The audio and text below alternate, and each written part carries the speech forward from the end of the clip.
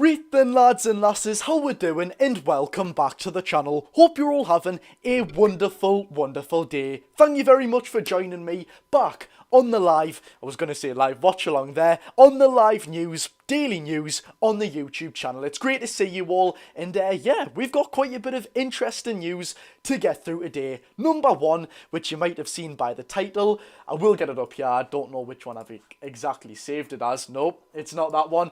It's news 3 on here. Miguel Almiron has been told, and this has been reported by Telegraph Sport, that he can leave Newcastle United in the January transfer window. Now we're going to get our thoughts on that later in the live, and I certainly have my thoughts on it, and of course we will get through all bits of news on that one. Hello Adam mate, hope you're okay.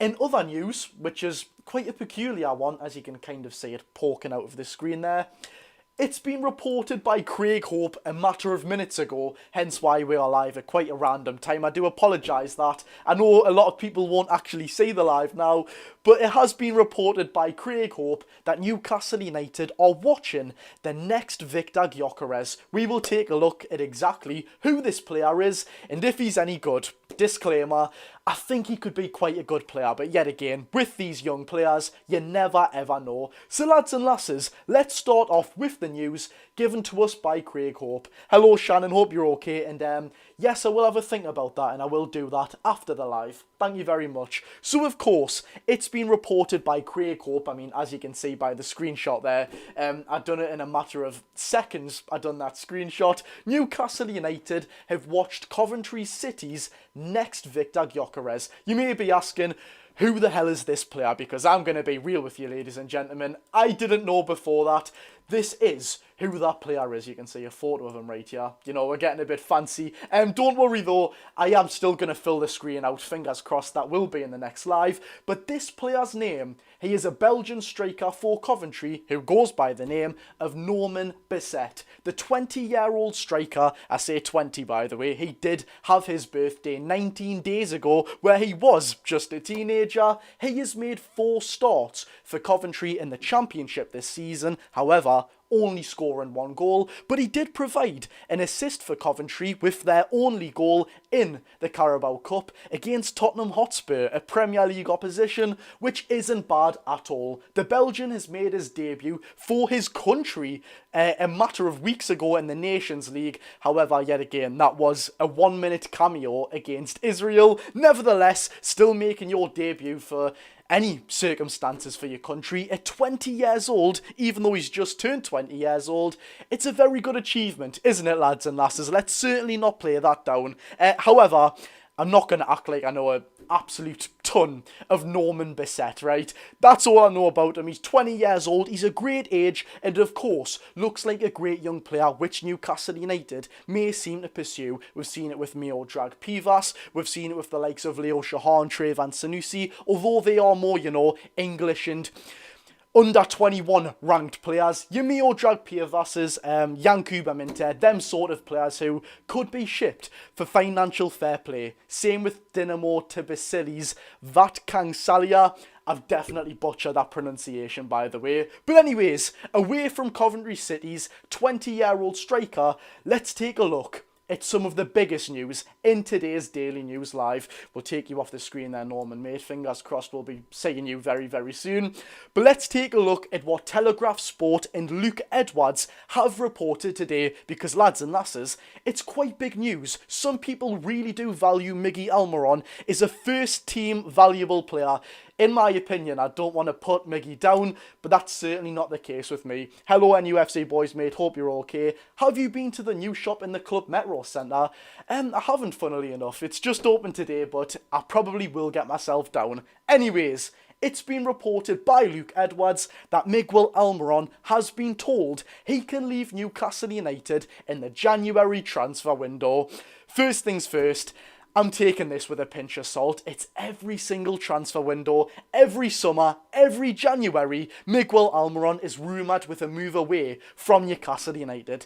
It just never comes to fruition. Honestly, I wouldn't be surprised if this lad gets a contract extension at the end of his contract. I'm joking, by the way. But it has actually been more than ever rumoured that Miggy will leave Newcastle United this January transfer window, with rumours away to River Plate, which in all fairness is Miggy's boyhood club, by the way. Although growing up in Paraguay, he does actually support River Plate because of his family. Photos were actually taken of Miggy when he scored against Crystal Palace, I believe it was. He's got a tattoo of River Plate on his leg and his back shoulder, so you never know. That really could come to fruition.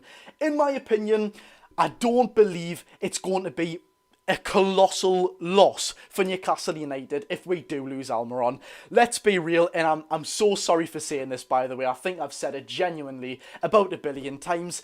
Everyone thinks the same about Miguel Almiron. He's been a great servant, and he really does epitomise what us Newcastle United fans want. Work rate, have a smile on your face, I guess, and just try your hardest for the team. We can't slack him. Look, at this stage of where Newcastle United are, his ability really doesn't prevail to where we want it to be. We do need a top-class right-winger, and with Miguel Almiron's decision-making, end product, lack of using his weak foot, it's not what we need at the top level, where we aspire to be in the Premier League and the best club competitions in the world, like the Champions League. We do love him, but it's the end of the road, unfortunately. Miggy, in the same case, could be made for Jacob Murphy. But ladies and gentlemen, I want to ask you a question. How much should Newcastle United demand for Miguel Almiron in the January transfer window? We've seen links to Brazil, yet again, River Plate in Argentina, but the main problem is his wages. Now, look, he's not awfully on a massive ton, should we say, at Newcastle United. Brazilian and Argentinian clubs might struggle paying them thousands of pounds a week. He will have to certainly settle for a lesser wage. However, how much should we charge in transfer fees for Miguel Almiron? I believe in the last transfer window, Newcastle United were asking for £15 million, where a fair few clubs were saying, yeah, we're absolutely not paying that. Charlotte Independence of the MLS League exactly said that. We are not paying 15 million quid. In my opinion, I'll get yours in just a second. Do you know what it is? I don't want to be rude and say I'd wipe our hands with Miguel Almiron and say, just take 7 million quid. But anywhere north of £7 million, I would genuinely, I wouldn't be happy with, because I do really like Miggy, although we have to accept he's not going to benefit Newcastle United massively. Anything north of £7 million, I genuinely would take. I know we bought him for, what was it, £24 million at the time. We really do have to take a cut on this one. His contract's near enough expiring. I know his agent said that he's got 1 more year left on it. But of course, his ability, and he's turning 31 years old, anything north of £7 million, I really would take. Sean says £15 million.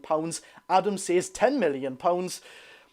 Look, I'd certainly take it, lads and lasses, but I don't think we would get that. Sean says apparently Miggy wants to go to Saudi Arabia. Well, actually, there was a rumour that Miggy would be joining a Saudi Arabian side yet again in the last transfer window, proving my point exactly right about how many times this Paraguayan gets linked away. But he didn't want to move. He wanted to stay at Newcastle. Cool hairstyle. Thank you very much. Thoughts on possible Tonali move announced by Sky Sports? I must say, I don't think I've seen that. That might be a fake account, Shannon. You want to watch for what you're looking at there, but I can't say I've seen Tonali move away. I mean, fingers crossed. You all know how much I love that player. Josh, can you name a player for an edit? Very quickly. Yes, I can. It's got to be one man and one man only. The coldest player on planet Earth. The man who defenders absolutely shaking their boots when he gets the ball. The coolest, the calmest, and the most collected. It's only Alexander Isak.